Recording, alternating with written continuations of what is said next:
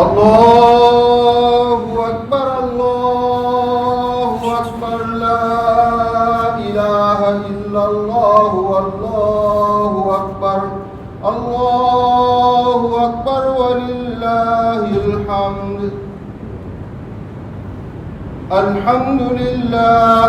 الحمد للہ نحمده ونستعینه ونستغفره ونؤمن به ونتوكل عليه ونعوذ بالله من شرور أنفسنا ومن سيئات أعمالنا من يهده الله فلا مضل له ومن يضلله فلا هادي له ونشهد أن لا إله إلا الله وأشهد أن محمدا عبده ورسوله قال الله تبارك وتعالى في كلامه المجيد أعوذ بالله من الشيطان الرجيم بسم الله الرحمن الرحيم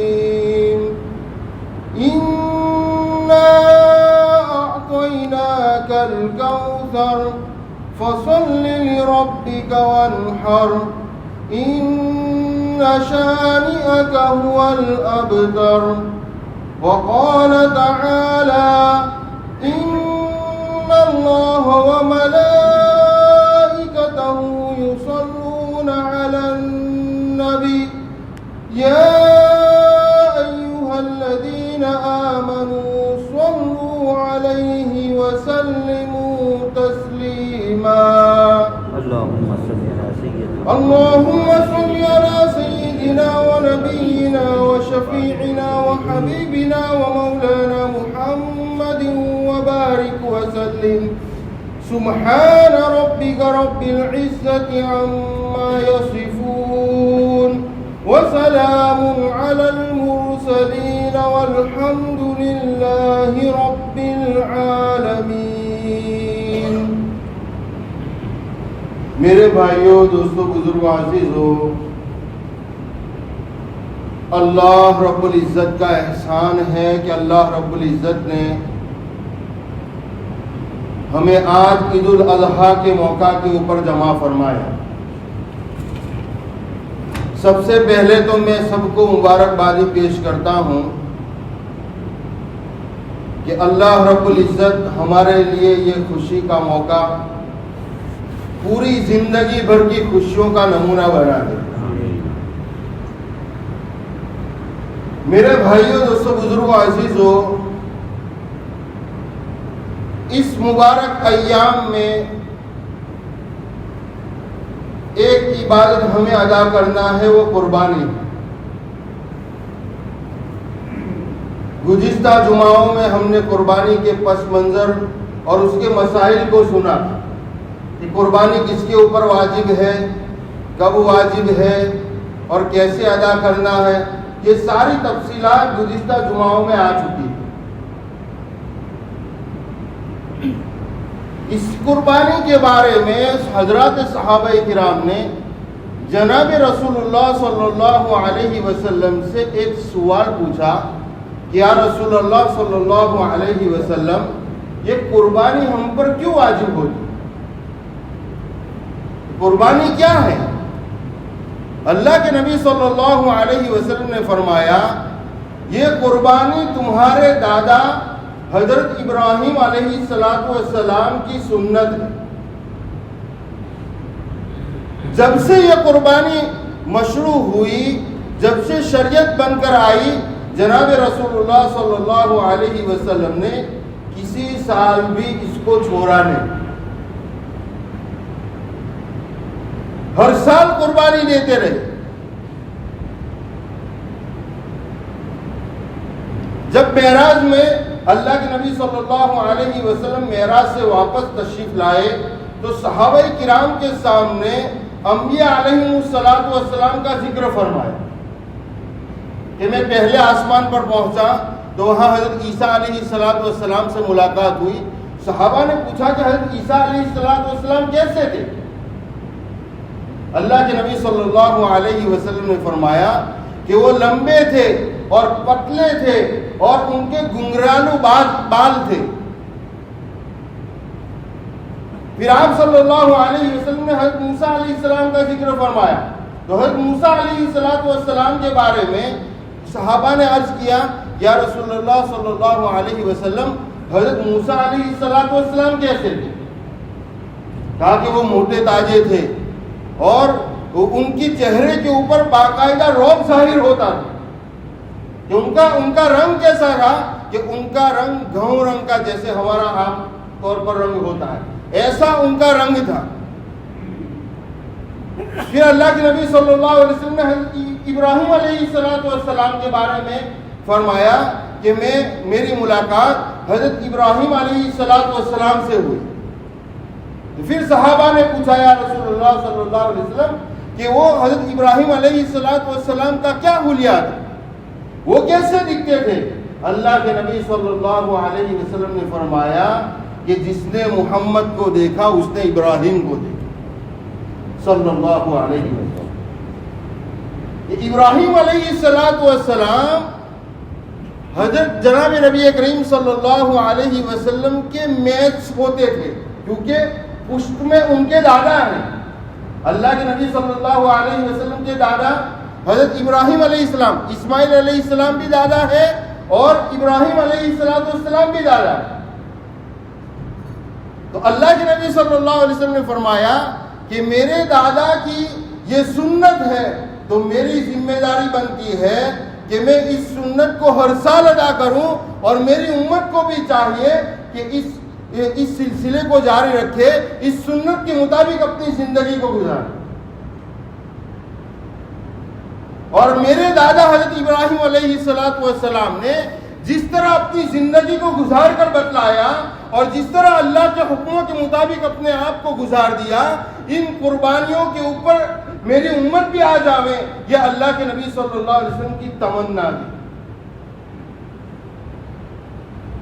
ایک جمعہ آپ نے سنا ہوگا کہ حضرت ابراہیم علیہ السلام کی امتحان کے لیے فرشتہ آیا کہ انہوں نے اپنی بکریوں کو تو قربان کر دیا, انہوں نے اپنی بکریوں کو تو وہ فرشتے کے حوالے کر دیا, حالانکہ ان کو پتا نہیں تھا کہ یہ فرشتہ. ایک تسبیح سننے کے لیے وہ دیوانہ بن گئے. محبوب کی عادت ہی ہوا کرتی ہے جب اس کی محبوبہ کا نام لیا جاتا ہے یا اس کا تذکرہ کیا جاتا ہے تو اس کی باتوں کو دھیان توجہ کے ساتھ اور زیادہ سننے کی لالچ رکھتا ہے.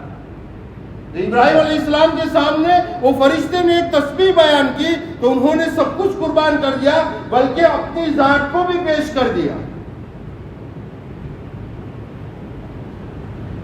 کچھ نہیں بچا تو اپنی ذات کو پیش کیا کہ آپ کو ان بکریوں کو چرانے کے لیے ایک چرواہے کی ضرورت پڑے گی, ایک مرتبہ اور تسبیح بیان کر دو, اب میری ذات باقی ہے, میں آپ کی ہمیشہ کے لیے غلامی کروں گا.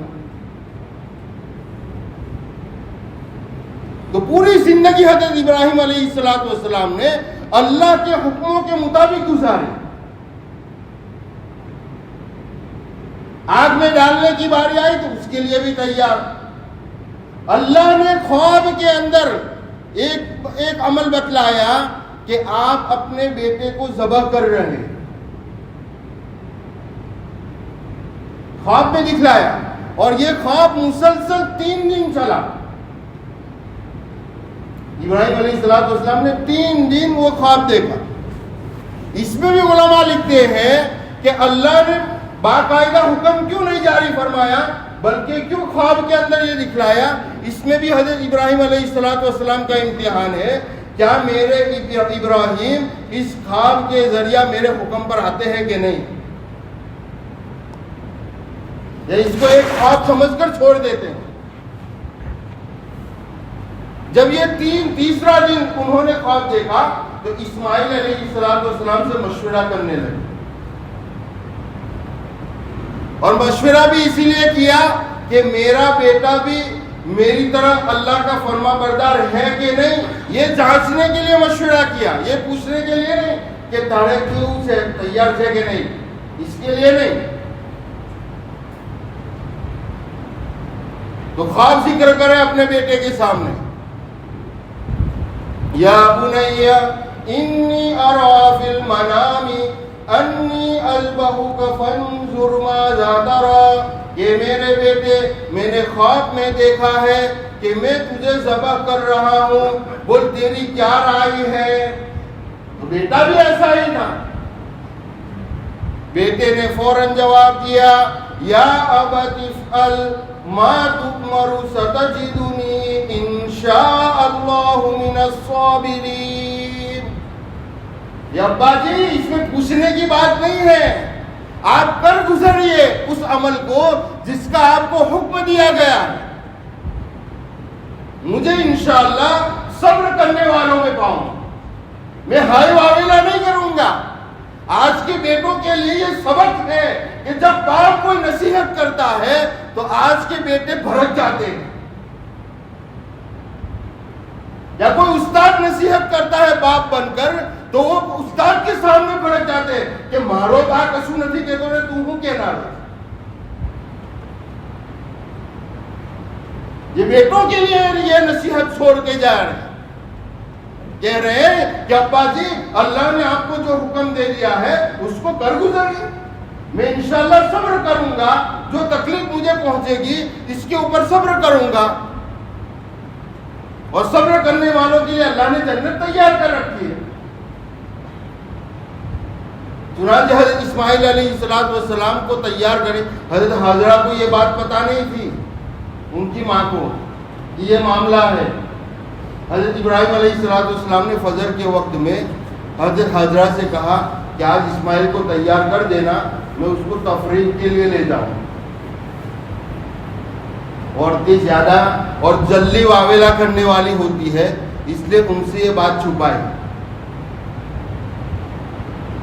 تو اسماعیل علیہ السلام کو تیار کر دیا، باپ بیٹے دونوں جا رہے ہیں۔ اب وہ تو اکثر اس تفریح کے لیے نکلا کرتے تھے، تو حاجرہ نے سوچا کہ روز جاتے آج دوا میں ہوں، اور بھائی اکثر جایا کرتے ہیں تفریح کے لیے باپ بیٹے، تو آج جائیں گے تو اس میں کیا حرج کی بات ہے؟ کہا کہ ٹھیک ہے میں جلدی سے تیار کر دوں گی۔ تو ان کو لے کر حضرت ابراہیم علیہ السلام چلنے لگے۔ اب باپ بیٹے میں روزانہ کیا ہوتا تھا، جب گھومنے کے لیے جاتے تھے تو بیٹا بھاگتا تھا اور باپ ان کو پکڑتے تھے، کبھی حضرت ابراہیم علیہ السلام بھاگتے تھے تو بیٹا ان کو پکڑتا تھا، اس طرح کھیل کھیلتے تھے۔ تو آج اسماعیل علیہ السلام نے کہا کہ ابا آج بھی میں بھاگتا ہوں، آپ مجھے پکڑیے۔ سوچو اس باپ پر کیا گزرتی ہوگی، اس باپ پر کیا گزرتی ہوگی۔ وہ تو باپ ہی جانتا ہے کہ آج بیٹے کو ذبح کرنا ہے اور اللہ کے سامنے قربان کرنا ہے۔ یہ تو نادانی میں کہہ رہا ہے کہ میں بھاگتا ہوں، آپ مجھے پکڑیے۔ میں اکثر دیکھا گیا کہ جب بالکل باپ اینڈنگ سٹیج پر ہوتے ہیں اور ڈاکٹر نے کہہ دیا ہے کہ اگر آج ہم وینٹیلیٹر ہٹا لیں گے تو آپ کے باپ رخصت ہو جائے گی، تو بیٹا سب سے کیا درخواست کرتا ہے؟ بھائی فاطمہ بن خیر کی دعا کریے کہ ابا جاؤ ہے، اس کو تو وہ چابی کی فکر ہوتی ہے۔ مگر جب بیٹا اس حال میں ہوتا ہے کہ ایکسیڈنٹ ہو گیا اور ڈاکٹر نے کہہ دیا کہ آپ کا بیٹا کوما میں ہے، 24 گھنٹے دیے جاتے ہیں، تو اس باپ کی نیند حرام ہو جاتی ہے۔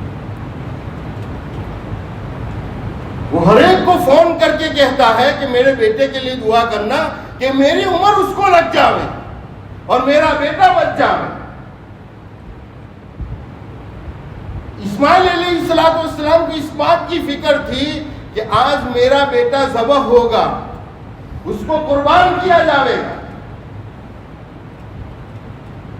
اب وہاں پر جہاں مینا میں جو جگہ بتلائی گئی تھی وہاں پر پہنچے تو حضرت اسماعیل علیہ السلام لیٹ گئے اور ابراہیم علیہ السلام چھری تیز کر کے ان پر چلانے لگے۔ تو اسماعیل علیہ السلام کھڑے ہو گئے کہ ابا جی تھوڑا ٹھہر جائیے، آپ میرے لیے کفن لائے ہیں کہ نہیں؟ کیا پوچھا؟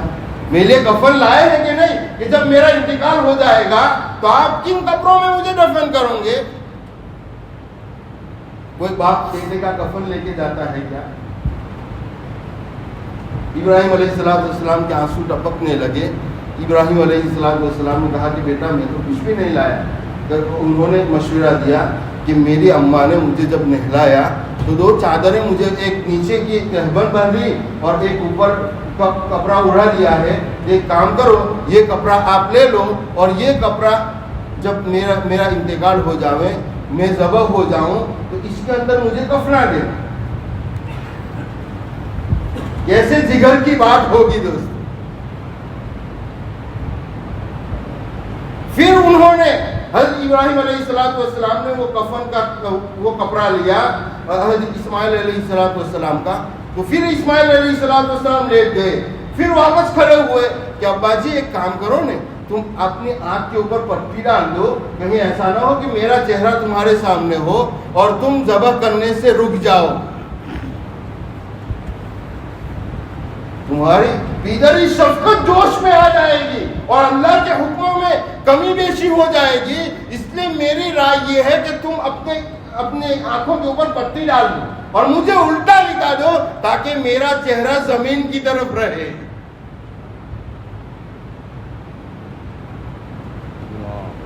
یہ ہے قربانی میرے دوستو. باپ بیٹوں نے کر کے دکھلایا.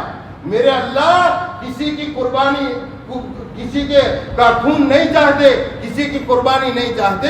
یہ تو امتحان لینا مقصود تھا. جب چھری چلانے لگے اللہ اکبر کہتے ہوئے, تو جب چھری چلی تو یوں لکھا ہے کتابوں میں کہ آسمانوں میں کھلبلی مچ گئی. 2 مرتبہ یہ حادثہ ہوا. ایک جب ابراہیم علیہ السلام کو آگ میں ڈالنے لگے اس وقت بھی فرشتے روئے, اور دوسرا اس امتحان کے موقع کے اوپر فرشتوں کو بھی رونا آ گیا. جن کے خلیل ہونے کے اوپر انہوں نے اعتراض کیا تھا کہ آپ ان کو خلیل بنا رہے ہیں, ایک انسان کو اپنا دوست بنا رہے ہیں.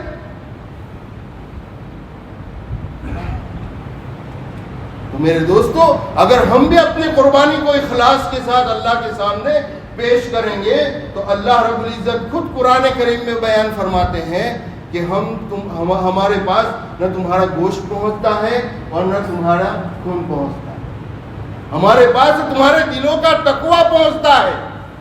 اب جب کام کرنا ہی ہے اللہ ہی کے لیے تو اس میں تھوڑا اتار چڑھاؤ آئے گا. یہ سال میں 3 دن ہی ہوتے ہیں, اس لیے اس میں نہ زیادہ جذباتی بن کر کام کریں اور نہ جلد بازی کے ساتھ کام کریں. اطمینان کے ساتھ, احتیاط کے ساتھ کام کیا جائے. ایک تو ذبح کرنے کے اندر کہ مول صاحب کو فون کرو, ارے سب مول صاحب کے یہاں بھی کام ہوتا ہے اور ان کے بھی رشتہ داروں کی قربانی ہوتی ہے, تو اس میں بھی نرمی کے ساتھ کام لے. کہ انا فون کرے تم نے اٹھاوتا نہ تھی, تمہیں نوایا اور دعا دے. اس میں بھی جلد بازی نہ کریں. اور دوسرا جو کاٹنے والے ہوتے ہیں ان کے ساتھ بھی جلد بازی نہ کریں, ان کے ساتھ بھی پیار محبت کے ساتھ. اور وہ ہمارے ایک کھاٹی دوست ہے, وہ تو کہتے ہیں کہ یہ 3 دن تو ہم کو السلام علیکم ساجد بھائی, السلام علیکم فلاں بھائی ایسا کریں گے, پھر پورے سال تو کہ تو جانے تیرا کام جانا. ابھی تو ان کا دور ہے نا کھاٹیوں کا. اب کون گھر گھر کاٹتا ہے, سب بی پی کے پرابلم والے, اور اتنی گرمی میں کاٹنا. اس لیے میرے دوستوں ان کے ساتھ بھی نرمی کا برتاؤ کریں. اور تیسرا جو کچرا اٹھانے والے لوگ ہیں, دیکھو اس سال بہت مشکل سے یہ کام بن پڑا ہے. پرانوں نے تو کان پکڑ لیے کہ ہم یہ کام نہیں کر سکتے. کیوں؟ ہمارا برتاؤ وہ وجہ بنتا ہے. اس لیے میری ریکویسٹ ہے میرے دوست کہ ہم ان کا بھی خیال رکھیں, چاہے وہ دوسرے مذہب کے ہیں, ہمارا تعاون کر رہے ہیں تو ہم ان کے ساتھ نرمی کا برتاؤ. آپ پیسے دے رہے ہیں, کوئی احسان نہیں ہے, یہ اپنا کچرا اٹھا رہے ہیں. اگر یہ نہ اٹھا دے تو ہم کو خود کو اٹھا کر ڈالنا پڑا. الحمدللہ ہمارے علماء کرام نے 3 دن مستقل اسی کے اوپر بحث ہوتی رہی, اور اسی کے اوپر, اور کل مغرب کے بعد یہ پورا طے ہو چکا ہے. اس لیے میرے دوستو اس بات کا بھی خیال رکھا جاوے کہ جو نمبر دیے گئے ہیں ان کو 1-2 مرتبہ فون کر دیا جائے, ایڈریس بتلا دیا جائے کہ فلانی جگہ کے اوپر حوض تیار ہے, اور جب تیار ہو جاوے اس کے بعد فون کرے. ایسا نہ ہو کہ ابھی وہ بیچارے آ کر کھڑے ہو گئے اور خاطی کہتا ہے کہ ابھی ہجو کاروانو باقی سے. ایسا نہ ہو, سب کچھ تیار ہو جانے کے بعد فون کیا جاوے کہ بھائی ہمارا کچرا جمع کر لیا ہے, تیار ہے, آپ آ کر لے جائیے. اب اس میں آپ نے فون کر لیا, اب وہ تھوڑا آگے پیچھے وہ ڈالنے کے لیے گئے تو وہاں تھوڑی ان کو دیری ہو گئی, یا کسی اور جگہ گئے تو وہاں دیری ہو گئی. اب وہ دیر سے آئے تو اس کے اوپر بھی الجھنا نہیں. پیار محبت کے ساتھ اپنا کچرا وہ لے جا رہے ہیں تو پیار محبت کے ساتھ ان کے ساتھ برتاؤ کیا جائے. اور ہر سال کی طرح اس سال بھی دارالعلوم والوں نے انتظام کیا ہے چمڑے اٹھانے کا. وہ چمڑے خود اپنے اٹھا کر مسجد کے نیچے کے حصے کے اندر جمع کیے جائیں گے, اور دوپہر میں بھی ایک ٹیمپو آئے گا اور شام کے وقت بھی ایک ٹیمپو آئے گا تو اٹھا لیا جائے.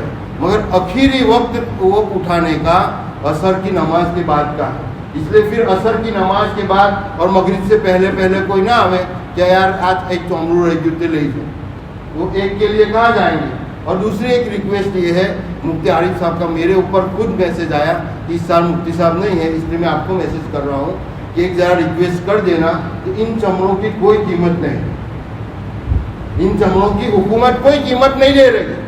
اس لیے دارالعلوم کا خیال رکھتے ہوئے فی چمڑا اگر 200 روپئے ہم صدقے کی نیت سے دیں گے انشاءاللہ. دیکھو الحمدللہ ہم نے 20-30 ہزار کی قربانی کی تو 200 روپئے دینے میں کیا حرج ہے. تو صدقے کی نیت سے یا اپنے مرحومین کے ایثار ثواب کی نیت سے دارالعلوم کی بک بھی وہاں پر ہوگی, جہاں چمڑے جمع کرنے جائیں گے تو وہاں پر اپنی رسید کو کٹوا لیا جائے, کریں گے انشاءاللہ. اب میں آپ کو ترتیب بتا دوں عید کی نماز کی, اور اس کے بعد نیت کر کے ہم صفوں کو درست کر لیں. ترتیب یہ ہے کہ جب امام صاحب اللہ اکبر کہیں گے تو دونوں ہاتھوں کو کانوں تک اٹھانا ہے اور ناف کے نیچے باندھ دینا ہے. اس کے بعد ثنا پڑھنا ہے. اب ثنا پڑھنے کے بعد امام صاحب 3 مرتبہ تکبیر کریں. پہلی تکبیر پر ہاتھ اٹھانا ہے, چھوڑ دینا ہے. دوسری تکبیر پر ہاتھ اٹھانا